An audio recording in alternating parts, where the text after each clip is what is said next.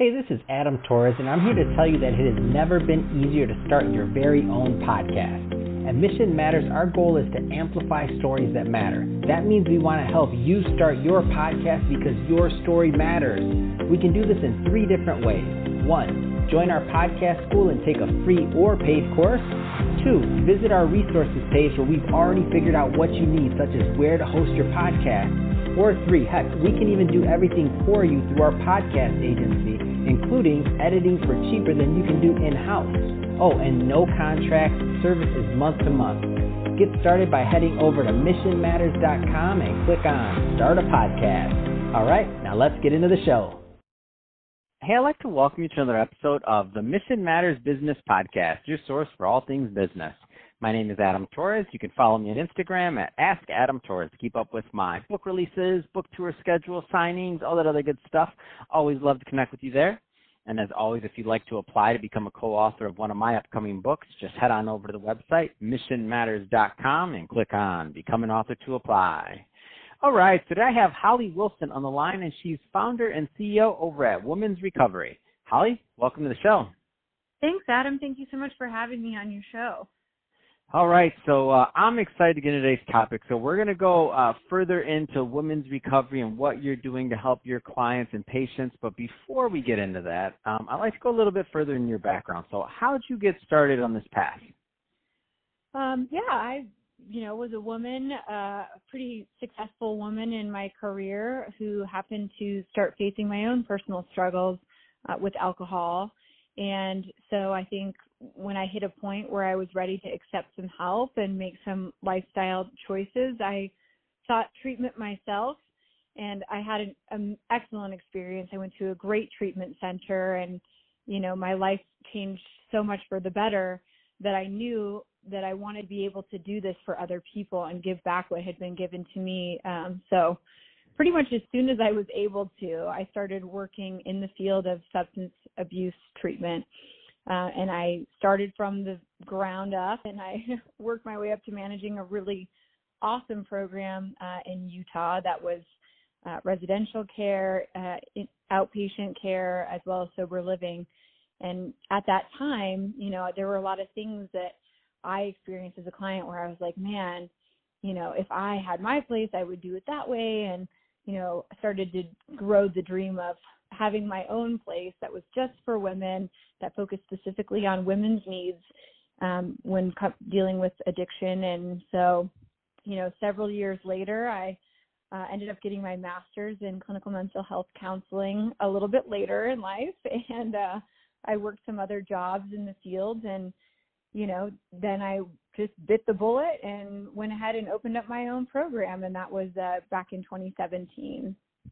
Wow, what an amazing story. And thank you for sharing that. And I love, one of my favorite stories of entrepreneurs or entrepreneurship in general is when somebody sees a need in the market because of some of their own experiences, right? And then they think about it and they're like, man, I could probably do this a little better. Or this could be a real benefit, or this is something that I want to dedicate my life to, which is obviously the experience you had.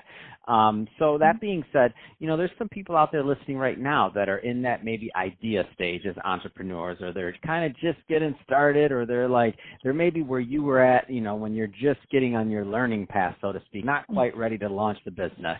What kind of advice would you give to that newbie? And it doesn't have to be, by the way, in your same niche or space. It could be in any space, just in general. What kind of advice would you give them on that path or that route? Mm-hmm. Well, I had the fortune of working very closely with some brilliant CEOs before I opened my company. And I always saw there was one constant theme that they all had, and that I felt like I had the same kind of a drive. And it's that it doesn't necessarily mean that anybody who's an entrepreneur who goes and starts a successful business knows anything that anybody else doesn't already know. It's just that they set a goal and they're willing to continue to push forward toward that goal. And when they come up against an obstacle, they research, they figure it out, they ask questions, they're open to different suggestions, and it's that they just keep pushing forward no matter what. Whereas I do think a lot of times for many of us, coming to an obstacle, it's easier to just be like, you know what, this is overwhelming, and we take the easier path. And so I would say anybody who is willing to have that kind of tenacity to continue to work hard and overcome the challenges that will inevitably come, that anybody can be an entrepreneur. Yeah, that's awesome. That's great advice. I love it, and you're right. Some people, when we talk about some of the things we're doing over here, they think we have things always figured out. I'm like, we don't have things figured out. We just execute, and we do what we know how to do, and we get better, and we just keep reiterating, and that's the only thing. All I can say is we're not stopping. So there you go. But I love your advice, Holly, because I'm taking it and take it every day like my little medicine. So. That being said, I do. We have a lot of mistakes. We have a lot of failures, but we don't let it get us down. Not for Love long. it. Love it. So let's change it up a bit. So I do want to go further into women's recovery. So tell us a little bit more about the company and the mission, please. Women's Recovery is an intensive outpatient and outpatient program that is gender specific. So we are focused specifically around women's needs. It does require a different licensure in the state of Colorado where we're based. We provide group therapy, individual therapy, extensive psychiatry sessions, case management. We also offer the option of sober living for clients who need that as well. But clients can also seek treatment with us while they remain in their homes if that's clinically appropriate. We also provide the option of yoga and neurofeedback and try to take a really holistic approach to addiction treatment. Can you maybe just provide a little bit of the education piece on this part? Because I have interviewed quite a few people and on this topic, and I've never heard of the gender specific for women model. So can you talk a little bit? And there may be some women listening right now that didn't know that was an option also. Can you talk a little bit more about the importance and or why you gone that route? Like some of maybe the needs of women in this and why it's done this way. Yeah, so one of the things I guess I noticed being on the client side of things, and I went to a co-ed living or a co-ed treatment environment, I did notice there was a lot of cross addiction, if you will, with people becoming infatuated with people of the opposite sex. So that is one thing that is completely taken off the table, because in early recovery, after we've been spending years of suppressing our emotions with substances, all of our emotions come back with a vengeance. So we feel everything a lot more. Typically, our libidos can be through the roof. Particularly, we've noticed that with opiate addicts. And so it's one thing that we can avoid from keeping us distracted from what we really need to address, which are the underlying issues. And speaking of underlying issues, for a lot of women specifically, unresolved trauma is the number one reason that prevents them from getting sober. And oftentimes for women, that trauma has been perpetrated by a male in their history. And so just by the very nature of having a male involved in their treatment can prevent them from doing the underlying work because they're uncomfortable, or subconsciously or consciously, with being able to even go there in their psyche to be able to get to that root of the problem.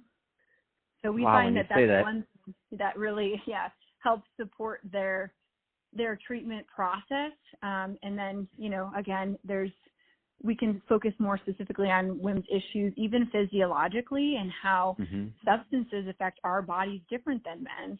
Women have the telescoping effect, where addiction can actually ravage our bodies a lot quicker because of the physiological composition.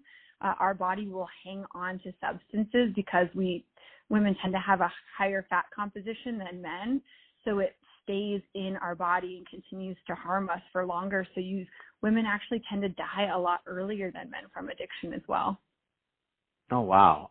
So it makes perfect sense. And I want to go, I just wanted that education piece first. Now let's go a little bit further into kind of the mission or the thought process. So what makes your practice different?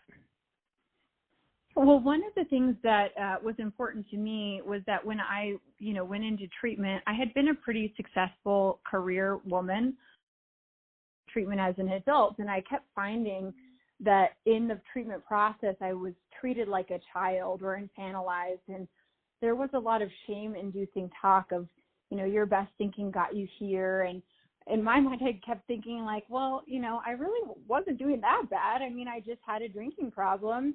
that I wasn't happy with, but, it doesn't mean I don't know anything and that I wasn't able to have parts of my life that were well or successful. So, for me, I thought it was really important to take a different approach that kind of departs from some traditional parts of treatment that I think are really came about because of the stigma of addiction, and that, as well as what I kept seeing or hearing was people saying things like, well, you haven't hit rock bottom yet, so I guess you're just not ready.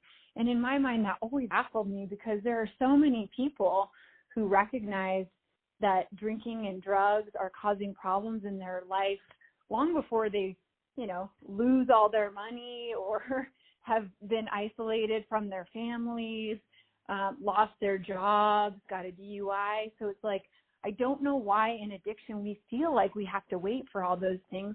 And it is a huge problem that fuels the epidemic that we're facing, because then people do get to this point where they're only getting help once they have lost everything. And then where do they go? They don't have insurance. They don't have money. They don't have the support of their family or friends. And so then they're stuck, and they've waited till their disease has really progressed and caused a lot more harm than it needed to. And we don't really view any other health care in that way. It's like, to me, the equivalent of going into the doctor and them saying, hey, you have stage 2 cancer, and saying, you know what, I'm going to wait until it's stage 4 until I'm going to take care of it. And that's how we view addiction as a society. So we are really big advocates of early intervention. And our treatment program takes place, it's about a 10 to 12-hour commitment per week. We have an evening group, so people can come after work and have their treatment be completely outside of their work hours, so it doesn't interrupt their job.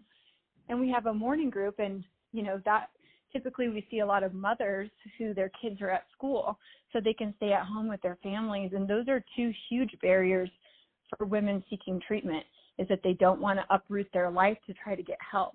So by trying to tailor our services to women and their schedules and what they have in their lives, we see a lot of people who are able to get help sooner and avoid a lot of huge problems later on and bigger consequences if they had waited. Wow, that makes so much sense. And with that metaphor you said, when you said it's like, duh, like that was the first thing I said, like, stage 2, come back later when it's stage 4. Like, why does it have to get, like, why do you have to, and not asking you to have a crystal ball or anything like that, obviously, but do you think the industry overall is kind of changing overall to go towards this, or is it kind of like, and it's pretty much the same, like status quo? Because I know medicine or treatment or anything it takes a long time for, like, there's a lot of, like, if something works, why fix it, is what a lot of people say, even though it may not necessarily be working. Do you think the industry is kind of taking on to this model at all, or is it, obviously you're pioneering it, but what's your thought on that?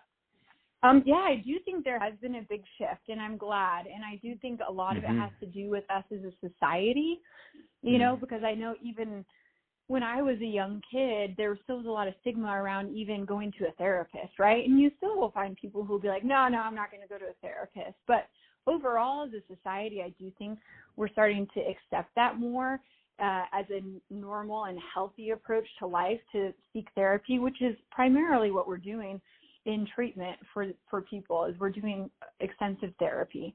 But I remember when I started actually the program a little over 3 years ago, and I started taking that approach. At the time, I did have some other industry professionals tell me that was unethical.